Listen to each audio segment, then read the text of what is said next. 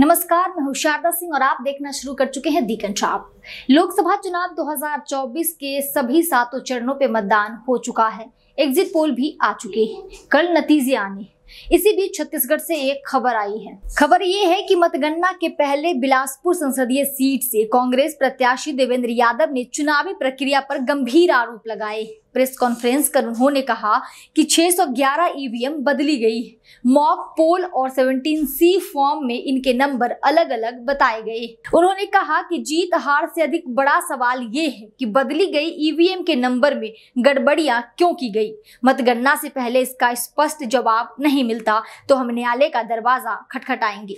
हालांकि कलेक्टर ने कहा कि उनकी आपत्ति पर पहले ही कई बैठकें हुई हैं, वहीं कोई समस्या वाली बात नहीं है।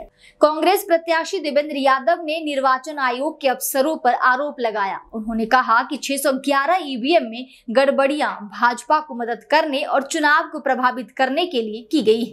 मतगणना के पहले उठाई गई आपत्तियों पर जिला निर्वाचन की ओर से जवाब आना चाहिए था, जो अब तक नहीं मिली। इस मामले पर सोशल मीडिया पर क्या कुछ चल रहा है ये भी मैं आपको बता रही हूँ। विशाल अग्रवाल लिखते हैं कि बिलासपुर छत्तीसगढ़ में कांग्रेस प्रत्याशी ने 611 ईवीएम बदलने का आरोप लगाया।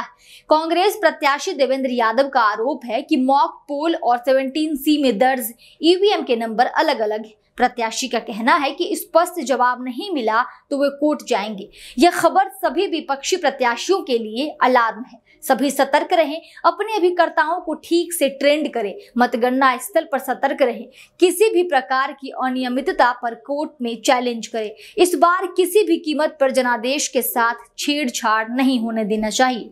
शेख जावेद लिखते हैं, राकेश टिकैत को सुना आपने, 400 पार बोल रहे, मतलब सरकार की पूरी प्लानिंग तैयार है।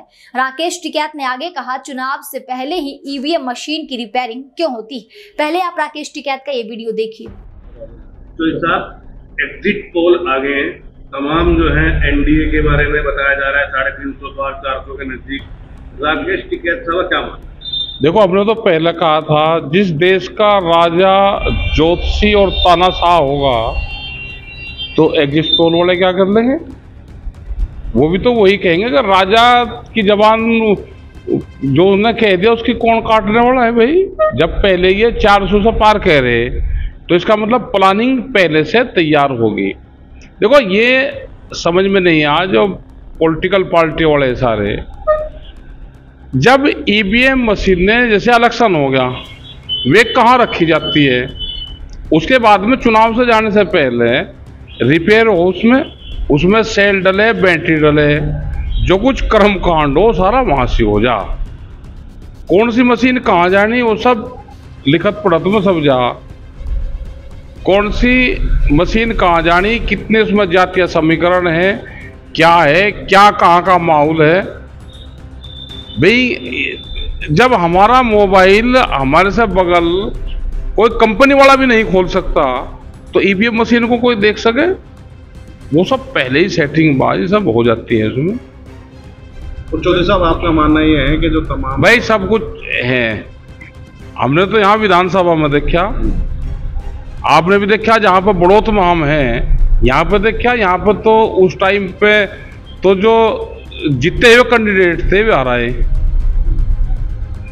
सहारनपुर में, यहाँ पे बिजनौर में, उसमें 80 से 90 सीटें जीती थी विधानसभा में और 255 के सर्टिफिकेट दिए थे।